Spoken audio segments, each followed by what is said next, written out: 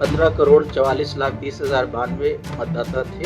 या तो स्वयं ने हस्ताक्षर करके दिया या उनके परिवार के किसी वयस्क सदस्य ने हस्ताक्षर कर दिया। वो गणना पत्र जो हमारे पास आए वो थे लगभग 12,55,00,000। नमस्कार, आदाब, सत श्री अकाल, जय भीम, जोहार। मेरा नाम है नवीन कुमार। क्या यह इत्तेफाक है कि जिस दिन चुनाव आयोग उत्तर प्रदेश में एसआईआर की पहली ड्राफ्ट लिस्ट जारी करने वाला होता है, उससे ठीक एक दिन पहले योगी आदित्यनाथ प्रधानमंत्री नरेंद्र मोदी और गृह मंत्री अमित शाह से मिलने दिल्ली पहुंचते हैं। कड़ाके की ठंड में मोदी योगी से खुले लॉन में मिलते हैं और जैसे ही यह तस्वीर बाहर आती है, राजनीतिक तापमान बढ़ जाता है। गौर कीजिए, योगी आदित्यनाथ नरेंद्र मोदी और अमित शाह से तो मिलते हैं, लेकिन भाजपा के नए नवेले कार्यकारी अध्यक्ष नितिन नवीन को कोई खास तवज्जो नहीं देते। मुलाकात तो होती है, लेकिन बस दुआ सलाम जैसी। मतलब ये उनके स्तर का मामला नहीं था। बाहर खबर आती है कि यूपी कैबिनेट में बदलाव होने जा रहा है और इसमें योगी आदित्यनाथ की मर्जी नहीं चल रही है। लेकिन सवाल है कि उसी समय क्यों, जब एसआईआर का पहला ड्राफ्ट सामने आने वाला होता है और योगी आदित्यनाथ इल्जाम लगा चुके हों कि इसमें बड़े पैमाने पर भाजपा के वोटरों के नाम काटे गए। इसकी कहानी आगे, लेकिन पहले जरा एसआईआर को लेकर हंगामा समझिए। ये जो 4 करोड़ का गैप है, ये मिसिंग है, ये आपका विरोधी नहीं है। तो सरजी एसआईआर का सबसे तूफानी डेटा सामने आ चुका है और योगी आदित्यनाथ के चेहरे का रंग उड़ा हुआ है। उनका डर सच निकला है। चुनाव आयोग ने उत्तर प्रदेश में एसआईआर की पहली ड्राफ्ट सूची जारी कर दी है और पहली ड्राफ्ट लिस्ट में 2,89,00,000 मतदाताओं के नाम काट दिए गए हैं। अब केवल 12,55,00,000 वोटर यूपी में बचे हैं। याद कीजिए योगी आदित्यनाथ ने क्या कहा था, महीने भर पहले की बात है। चुनाव आयोग ने जिनके नाम काटे हैं वो सब विपक्षी दलों के वोटर नहीं है, हमारे वोटर हैं।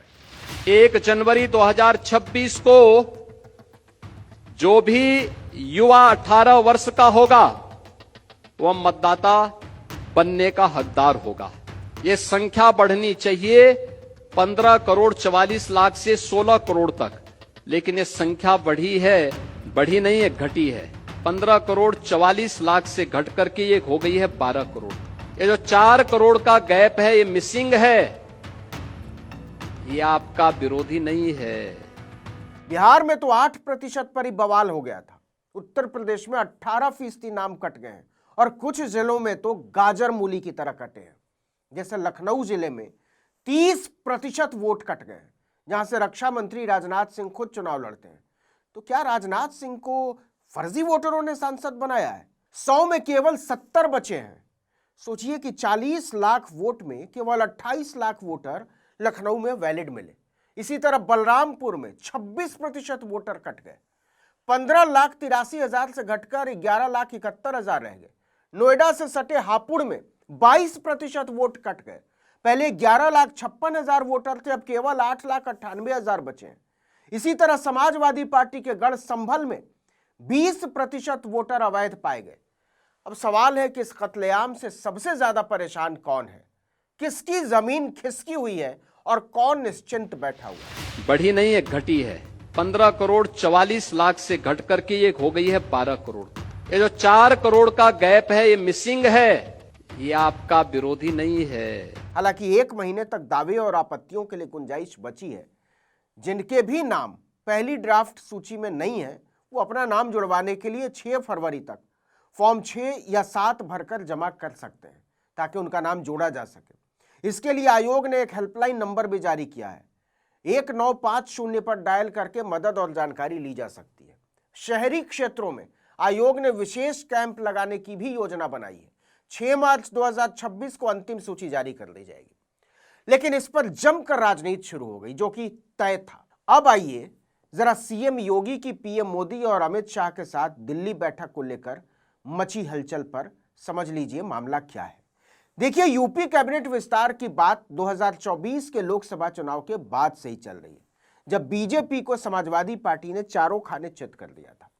लेकिन उत्तर प्रदेश में मची चुनावी गहमागहमी के बीच कैबिनेट के संभावित विस्तार को लेकर तब और तापमान बढ़ गया जब दिल्ली की एक सर्द सुबह मुख्यमंत्री योगी आदित्यनाथ प्रधानमंत्री नरेंद्र मोदी और केंद्रीय गृह मंत्री अमित शाह के दरबार में हाजिरी लगाने पहुंचे। इसके बाद वो बीजेपी के राष्ट्रीय अध्यक्ष जेपी नड्डा और कार्यकारी अध्यक्ष नितिन नवीन से भी मुलाकात करने पहुंचे।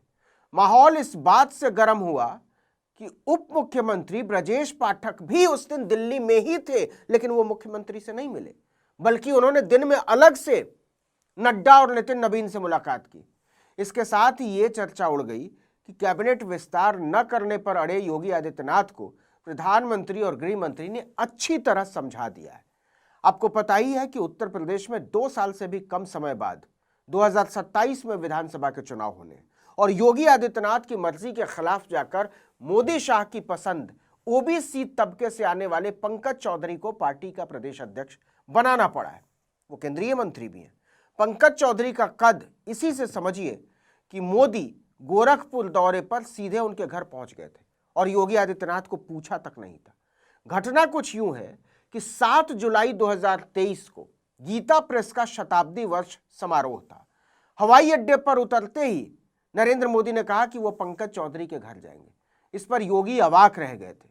पंकज चौधरी का घर गोरखपुर के घंटा घर में हरिवंश गली में है। गली इतनी सकरी है कि वहां गाड़ी भी नहीं पहुंच सकती। इस वजह से प्रधानमंत्री का काफिला 150 मीटर दूर ही रुक गया। वहां से प्रधानमंत्री नरेंद्र मोदी, राज्यपाल आनंदीबेन पटेल और मुख्यमंत्री योगी आदित्यनाथ पैदल चलकर पंकज चौधरी के घर पहुंचे थे। उनकी मां और पूर्व जिला पंचायत अध्यक्ष उज्ज्वला चौधरी ने पीएम की आरती उतारी थी। उन्होंने उनकी मां से कहा था, माताजी आप तो मुझसे मिलने दिल्ली आने वाली थी, देखिए मैं ही आ गया आपके घर। उसी दिन तय हो गया था कि आने वाले दिनों में पंकज चौधरी की भूमिका योगी आदित्यनाथ के मुकाबले पार्टी में बड़ी होने वाली है। योगी कभी नहीं चाहते थे कि पंकज चौधरी को प्रदेश अध्यक्ष बनाया जाए। इसी वजह से कार्यकाल खत्म हो जाने के बाद भी 1 साल से ज्यादा समय तक भूपेंद्र चौधरी प्रदेश अध्यक्ष की कुर्सी पर बने रहे और उन्हें केवल तभी हटाया जा सका जब बिहार चुनाव के नतीजों ने नरेंद्र मोदी की स्थिति भाजपा में चुनौती से परे बना दी। अब योगी भूपेंद्र चौधरी को कैबिनेट में लेना चाहते हैं। इंडियन एक्सप्रेस ने भाजपा के एक उच्च पदस्थ सूत्र के हवाले से लिखा है कि योगी की दिल्ली यात्रा पूर्व निर्धारित नहीं थी, पहले से तय नहीं थी। उन्हें आनन फानन में तलब किया गया था। सवाल है कि ऐसी कौन सी आफत आन पड़ी थी कि योगी आदित्यनाथ जैसे बड़े नेता को इस तरह से बुलाया गया। लेकिन योगी ऐसे नेताओं में नहीं है जो इतनी आसानी से हथियार डाल दें। उसी नेता ने इंडियन एक्सप्रेस को बताया कि कैबिनेट विस्तार पर चर्चा अभी अंतिम चरण तक नहीं पहुंची है। समझिए क्यों। इसके लिए कई और बैठकों की आवश्यकता है। योगी आदित्यनाथ को पार्टी और सरकार के शीर्ष नेतृत्व के साथ महत्वपूर्ण नीतिगत मुद्दों पर चर्चा के लिए बुलाया गया था। आपको बता दें कि फिलहाल उत्तर प्रदेश में मुख्यमंत्री और 2 उप मुख्यमंत्रियों सहित 21 कैबिनेट मंत्री, 14 स्वतंत्र प्रभार वाले राज्य मंत्री और 19 राज्य मंत्री। अब देखना होगा कि इसमें जो बदलाव होता है उसमें किसकी कितनी चलती है।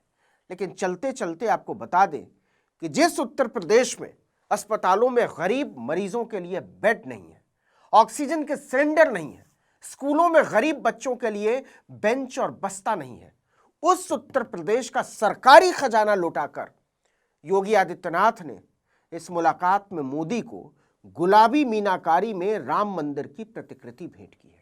यह प्रतिकृति 2 किलो चांदी और सोने से बनी हुई है, जिसमें हीरे जड़े हुए हैं। आपको बता दें कि इस समय चांदी 2.5 लाख रुपए किलो और सोना 1.5 लाख रुपए का 10 ग्राम है। हीरे का भाव तो जाने ही दीजिए, बनाई की कीमत अलग। सरकार ने खुद बताया है कि इसे 108 दिनों में तैयार किया गया है और जब तक ये बनता रहा है पूरे समय लगातार राम धुन का जाप किया गया है। सवाल है कि ये किसका पैसा है? क्या योगी आदित्यनाथ ने इसके लिए हल चलाया है, मेहनत मजदूरी की है या खेत बेचा है? आप अंदाजा लगा लीजिए कि इस राम राज में जनता की जेब काटकर पंजीरी कौन खा रहा है और कौन उड़ा रहा है। इस वीडियो में इतना ही, लेकिन अगर आपने आर्टिकल 19 इंडिया को अब तक सब्सक्राइब नहीं किया है तो फौरन कर लीजिए, बेल आइकॉन दबाइए, घंटी जैसी आकृति लाइक कीजिए और कमेंट करके बताइए हमारा वीडियो आपको कैसा लगा। आर्टिकल 19 का ट्विटर हैंडल है article19_India और मेरा ट्विटर हैंडल है नवीन NAVIN_जर्नलिस्ट। नमस्कार।